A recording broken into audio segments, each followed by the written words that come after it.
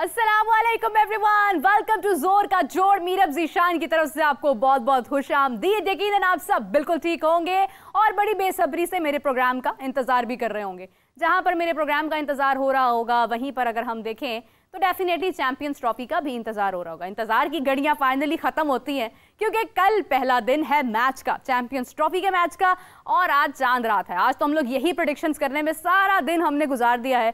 कल न्यूजीलैंड जीतेगा, पाकिस्तान जीतेगा, कौन अपना लोहा मनवाएगा। पाकिस्तान के मैदान है, कराची का मैदान है, कराची के लोग हैं, शायकीन क्रिकेट हैं और वो तमाम लोग हैं जो ये कह रहे हैं कि स्क्वाड बेहतर है या नहीं बेहतर है। लेकिन हमने स्क्वाड के ऊपर रिलाय नहीं करना है क्योंकि हमें देखने हैं अपने स्टैट्स, हमें देखने हैं कंडीशन, हमें देखना है टॉस कंडीशन और तमाम चीज़ों को देखते हुए हमने फाइनली ये फैसला करना है कि भाई हमें करना क्या है। क्योंकि न्यूजीलैंड से हम 2 बार मैच हार चुके हैं, don't forget that. Tri nation series हमारे लिए एक नाइटमेयर था। हमने इतने खतरनाक अंदाज में अपने मैचेस हारे हैं कि मतलब उसके बाद तो एक तमन्ना होती है ना आपको कि नहीं यार आप जीत सकते हो, एक उम्मीद होती है, वो ख़त्म हो जाती है। मतलब पहले बॉलिंग भी करके देख ली, फिर बैटिंग भी करके देख ली, दोनों शोबों में नाकामी हासिल हुई। लेकिन मेरा मकसद आप लोगों को डिसअपॉइंट करना नहीं है और मेरा मकसद ये कहना नहीं है कि पाकिस्तान टीम में पोटेंशियल नहीं है या एबिलिटी नहीं है। व्हाट आई वांट टू से इज़ दैट कि पाकिस्तान ने कल न्यूजीलैंड के सामने जब आना है तो प्रेशर भी मुख्तलिफ होना है, हालात मुख्तलिफ होने हैं, कंडीशन वही होगी, मैदान भी वही होगा, तकरीबन लोग भी वही होंगे। लेकिन होगा ये कि चैंपियंस ट्रॉफी आईसीसी मैच का एक प्रेशर पाकिस्तान पर होगा। और पाकिस्तान अभी तक जब से आप देखते आ रहे हैं आईसीसी के जितने टूर्नामेंट्स हुए हैं उसमें पाकिस्तान ने प्रेशर हैंडल कोई बहुत अच्छे तरीके से किया नहीं है। पाकिस्तान ने आईसीसी के जितने भी अभी तक टूर्नामेंट्स गुजरे हैं, स्पेशली बाबर आजम की बात कर लें, रिजवान की बात कर लें, जिसकी भी कप्तानी में आपने देखा है थोड़ा टफ टाइम हम पर आया है। ऑल्दो हम फाइनलिस्ट बने, सेमीफाइनलिस्ट बने, लेकिन प्रॉब्लम्स का शिकार हम रहे हैं। तो मैं अकेले बहुत ज़्यादा डिबेट नहीं करना चाह रही हूँ, मुझे डेफिनेटली बात करने के लिए कोई ना कोई तो चाहिए। तो मेरे साथ मौजूद हैं sports analyst, sports journalist Rai Azlan साहब। अस्सलाम वालेकुम, कैसे आप? वालेकुम अस्सलाम। Welcome to our first show which is dedicated towards champions trophy 2025। Azlan साहब, सबसे पहले तो मुझे ये बताइए कि न्यूजीलैंड के मैच के हवाले से क्या उम्मीद कर रहे हैं, क्या हालात होने जा रहे हैं? देखें, जैसे आपने अपने इंट्रो में कहा कि it will be a different ball game all together. जो ट्राई नेशन सीरीज़ थी डेफिनेटली हम उनसे फाइनल हारे, उससे पहले एक ग्रुप स्टेज का या एक लीग स्टेज का मैच हारे, लेकिन उस किस्म का प्रेशर, उस किस्म के स्टेक्स इन्वॉल्व नहीं थे उस ओडीआई सीरीज़ में जिस किस्म के स्टेक्स अब इन्वॉल्व होंगे, because it's a trophy at the stake. Defending champion है पाकिस्तान। हाँ, अलबत्ता पाकिस्तान के आईसीसी इवेंट्स के अंदर डिफेंडिंग चैम्पियन होने का रिकॉर्ड कुछ इस तरह से अच्छा नहीं है कि लास्ट टाइम जब हमने डिफेंस किया था तो हम क्वार्टर फाइनल में हार गए थे। सो ये देखना होगा कि किस तरह से होता है। इंटरेस्टिंगली जब लास्ट टाइम की अगर बात करें तो 96 में भी वर्ल्ड कप की मेज़बानी करने से पहले हम न्यूजीलैंड से ओडीआई सीरीज़ में बराबर हुए थे और आखिरी वनडे हम हारे थे। सो वो एक कनेक्शन हमारा है। दूसरा बड़ी बात होती है कि पाकिस्तान इंडिया के अगेंस्ट आईसीसी इवेंट्स में नहीं जीता या जीता है, जो भी कहानी है, पाकिस्तान आज तक चैंपियंस ट्रॉफी में न्यूजीलैंड से नहीं जीता। 3 बार खेल चुके हैं, तीनों मरतबा हार चुके हैं। रग पे हाथ रख दिया। वो आगे चल के हम उस पर बात करेंगे कि हाथ पे रख दिया आपने, वैसे ही है। बट जो भी रिकॉर्ड्स होते हैं उनकी सबसे खूबसूरत बात ये होती है कि वो बनते ही टूटने के लिए। सो उम्मीद की जा सकती है कल वो रिकॉर्ड टूट सकता है। देखिए, रिकॉर्ड टूटते तो हैं, लेकिन क्या पाकिस्तान उन रिकॉर्ड्स को तोड़ेगा या न्यूजीलैंड कुछ रिकॉर्ड्स को तोड़ेगा? अगर देखा जाए तो पाकिस्तान काफ़ी अरसे के बाद एक इवेंट होस्ट कर रहा है अपने मैदानों में। मैं आज दोपहर में भी ये बात करी थी अपने प्रोग्राम में कि हमने देखा कि न्यूजीलैंड का एक प्लेयर पिच को ना बाकायदा अंदाज में उस वक्त के हिसाब से रीड करने की कोशिश कर रहा था, बॉल चेक कर रहा था, बाउंस कहाँ पर हो रहा है, डिफरेंट लेंथ पर उसने बॉल की करने की कोशिश की, कहाँ पर इसको बाउंस मिल रहा है, क्या हो रहा है। लेकिन अब हम अपने मैदानों में जब हम इस तरह की मतलब बॉलिंग करेंगे कि हमें वहाँ पर समझ नहीं आ रही है, हम पिच को मिसरीड कर रहे हैं, हम टॉस जीतकर फैसला गलत कर रहे हैं, उसके बाद क्या फिर भी हमारे दिल में एक तमन्ना रहती है कि नहीं पाकिस्तान टीम बेहतर फैसले कर लेगी अगर टॉस जीत जाती है, या अगर हमारे सपोर्ट आ जाती है पहले बैटिंग तो हम उसको कुछ बेहतर अंदाज में कर पाएंगे? देखिए, 1 day is not whole season. वो एक बुरा दिन था जिस दिन हम उनसे फाइनल हारे, वो एक बुरा दिन था जिस दिन हम लाहौर में उनसे हारे, but that's not the whole season. उससे पहले कि अगर हम पाकिस्तान टीम की फॉर्म देखते हुए आए तो वो एक अच्छी फॉर्म चलती हुई आ रही थी। ये एक सेटबैक ज़रूर था बिकॉज हमारी टीम में कुछ तब्दीलियाँ आई जिसके नतीजे में टीम थोड़ी सी अनसेटल हो गई। लेकिन अब चूँकि इवेंट शुरू हो चुका हुआ है तो अब वो जो हो गया, अगर ऐसे हो जाता तो वाली बात हो जाएगी। तो ना अगर में होना है ना तो की बारी आनी है। So now it's the time कि पाकिस्तान टीम एक बड़ा इवेंट खेलने जा रही है, डिफेंडिंग चैंपियन है, होस्ट नेशन है। ऑल्दो होस्ट नेशंस का भी रिकॉर्ड कोई इतना अच्छा नहीं है चैंपियंस ट्रॉफी में। आज तक कभी कोई होस्ट नेशन जो है वो नहीं जीती। श्रीलंका जीती थी बट वो ऑब्वियसली बारिश भी शेयर हुआ था। सो देखा जाएगा किस तरह से होता है, बट जिस तरह से हम एक अरसे के बाद अपने मैदानों में इतना बड़ा एक इवेंट होस्ट कर रहे हैं, वहीं पे हमारे खिलाड़ियों के लिए भी ये चैलेंज होगा कि अपने मैदानों में वो पहली मर्तबा इस किस्म का प्रेशर सिचुएशन में खेलेंगे। समटाइम्स होता है कि होम साइड एडवांटेज आपके लिए डिसएडवांटेज बन जाता है, वो समटाइम्स उसका प्रेशर इतना ज़्यादा होता है।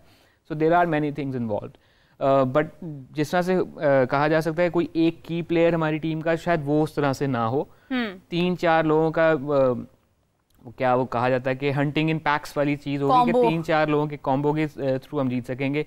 डेफिनेटली हमारा जो टॉप ऑर्डर है which is Babar and Fakhar, they hold a key, then Salman, Ali Agha and Rizwan जिस किस्म की उनकी फॉर्म है, so they are going to be a key player, and then obviously हमारे बॉलर्स का फायर अप करना बहुत ज़रूरी होगा। बिल्कुल सही बात है, I totally agree with you. हम सुबह से काफ़ी बात कर चुके हैं इसके ऊपर कि कल कौन क्या करने जा रहा है, किसको क्या करना चाहिए, किस पर उम्मीदें ज़्यादा हैं। लेकिन अगर हम थोड़ी सी पास्ट की बात करते हैं, आपने मुझे थोड़ा सा बताया था कि आप आज डिस्कस करेंगे कुछ बड़ी interesting information which is about Pakistan and New Zealand head to head. तो ज़रा प्लीज़ कंटिन्यू कीजिए, हमारे व्यूअर्स को थोड़ा सा एंगेज कीजिए। सो फर्स्ट टाइम इन दोनों का आईसीसी चैंपियंस ट्रॉफी में जो मुकाबला हुआ था वो नैरोबी में हुआ था। दैट वाज 2000 जब ये नॉकआउट हुआ करता था, पाकिस्तान सेमीफाइनल के लिए क्वालिफाई किया था, न्यूजीलैंड से हमारा पहला मुकाबला था। उस वक्त तक हमारी एक इमेज बन चुकी हुई थी कि हम न्यूजीलैंड को सेमीफाइनल में तो पकड़ लेते हैं, वो चाहे 92 का हो या 96 का वर्ल्ड कप का हो। तो वो एक, और टीम की उस वक्त फॉर्म भी थोड़ी अच्छी चलती आ रही थी, although Waqar and Shoaib were not part of that squad, but form अच्छी चलती हुई आई, से लग रहा था कि न्यूजीलैंड को पाकिस्तान बीट कर लेगा। पाकिस्तान ने पहले बैटिंग की, 252 रन बनाए थे, सईद अनवर का 100 था, रज़ाक स्कोर्ड समवट 48, वसीम भाई स्कोर्ड 30 ऑड रन, लेकिन हुआ यही कि हमारा मिडिल ऑर्डर क्लैप्स कर गया, तो हम 252 रन ही बना सके। उस वक्त के हिसाब से अगर आप कहें कि 252 बहुत था, बट वो ग्राउंड छोटी थी जहाँ पे था, तो यही हुआ था कि उन्होंने 6 विकेटों पे चेज कर लिया था। हाँ। उनके एक बॉलर होते थे शेन ओकॉनर, उनका 5 था इस मैच में। रॉजर टूज ने 87 रन बनाए थे, ग्रेग मैकमिलन हुआ करते थे, बड़ा उनका डिफरेंट सा स्टैंस हो जाता था अगेंस्ट द क्लैन, तो उन्होंने 51 बनाया था। नेथन एस्टल ने 49 किए थे। इंटरेस्टिंगली हमारी आज की टीम के जो असिस्टेंट कोच हैं अजहर महमूद, वो हमारे टॉप विकेट टेकर थे इस मैच में। ही टुक 4 for 65। सो ये हमारा पहला टाकरा था। देन अच्छा, हमारा जो इंसिडेंट है ना, उसमें एक शुएब अख्तर स्टोरी इन्वॉल्व है। इससे पहले वो इंजर्ड थे, 2006 में उनका बैन चल रहा था इलीगल सब्सटेंस के यूज़ की वजह से, so he was not part of the champions trophy squad. So यही, और हमने वो खेला था इंडिया में। सो मोहाली में, यहाँ से 242 किलोमीटर दूर हम हारे थे न्यूजीलैंड से। That was a group stage match again. New Zealand ने पहले बैटिंग की, 274 रन बनाए, काफ़ी अच्छा स्कोर था, जिसमें स्टीफन फ्लेमिंग का 80 था, स्कॉट स्टायरस का 86 था। इंटरेस्टिंगली ब्रैंडन मैकैलम, जिन्होंने न्यूजीलैंड का टॉप ऑर्डर ट्रांसफॉर्म करके रख दिया, इंग्लैंड की बैटिंग टेस्ट क्रिकेट में ट्रांसफॉर्म कर दी, वो 7वें नंबर पर बैटिंग करने आए थे इस मैच के अंदर। सो बट उनका जो स्कोर था वो काफ़ी ज़्यादा था। हमारी तरफ से कोई इतनी बड़ी बॉलिंग परफॉर्मेंस से देखने को नहीं मिली। उमर गुल के 2 आउट थे, रज़ाक के 2 आउट थे, बट रज़ाक बस slightly on an expensive side उस वक्त के हिसाब से। आज के हिसाब से 10 ओवर में 60 इज़ प्रिटी ओके, जिस किस्म की मार लगती है। बिल्कुल सही बात है।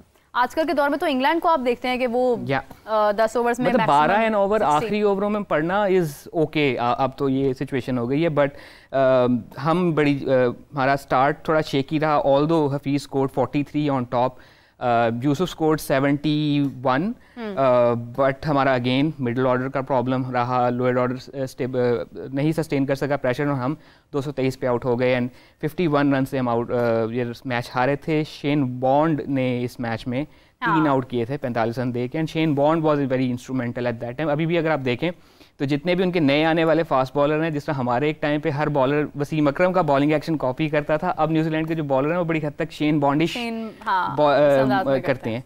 देन हमारा तीसरा मुकाबला हुआ था 2009 के सेमीफाइनल में।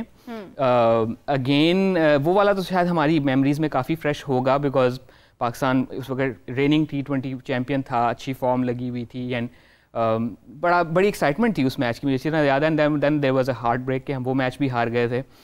इस मैच में ब्रैंडन मैकैलम ने ओपन की थी। पहली जो विकेट गिरी थी न्यूजीलैंड की वो ब्रैंडन मैकैलम थे, गालबन 22 पे पहली विकेट गिरी थी। बट इस मैच में पाकिस्तान ने पहले बैटिंग की थी, वही मसला, बैटिंग ऑर्डर हमारा कोलैप्स कर गया, हमारे कैप्टन ने कोई ख़ास स्कोर नहीं किया। देन हमारा ओपन को इतनी खास नहीं चल सकी। उमर अकमल का 55 था, बड़ा इंटरप्राइजिंग 55 था। Then Yusuf helped him out with 5 runs. And Butler ने 4 आउट किए थे इस मैच में, और उनके कैप्टन थे Daniel Vettori who took 3 wickets for 43। और बैटिंग साइड पे भी वही इंस्ट्रूमेंटल थे, बिकॉज ऑब्वियसली ग्रांट एलियट की तो एक शानदार इनिंग थी 75 की, but it was Daniel Vettori on the other side जो कि एक बड़ी ग्रिटी इनिंग लेके चलते रहे। और इवेंचुअली न्यूजीलैंड को ने हमें हराया विद 5 विकेट्स इन हैंड। अभी 13 बॉल रहते थे। हुआ ये था कि हमारे से कुछ कैच ड्रॉप्स हुए थे कि जो कि इस किस्म के कैच ड्रॉप्स थे कि उनकी गूंज फिर यहाँ पे इक़्तिदार के ऐवानों में भी हुई। स्टैंडिंग कमेटी ने तलब कर लिया था यूनुस खान को, कुछ मैच फिक्सिंग के इल्ज़ामात वगैरह भी लगे थे जो कि इट वॉज वेरी अनफॉर्चुनेट। इसमें स्टोरी ये थी कि उस ज़माने में शोएब अख्तर की मुकदमेबाजी चल रही थी विद क्रिकेट बोर्ड, सो इसलिए वो हमारे स्क्वाड में उस वक्त नहीं थे। सो 3 मरतबा हमारे हैं, तीनों मरतबा नहीं था Shoaib Akhtar story. And unfortunate के एक वर्ल्ड कप विनिंग कैप्टन को फिर एक स्टैंडिंग कमेटी को जवाब देना पड़ा था कि भाईजान मैच फिक्स नहीं था। न्यूजीलैंड के साथ हमारी जर्नी हमेशा से बड़ी इंटरेस्टिंग रही है।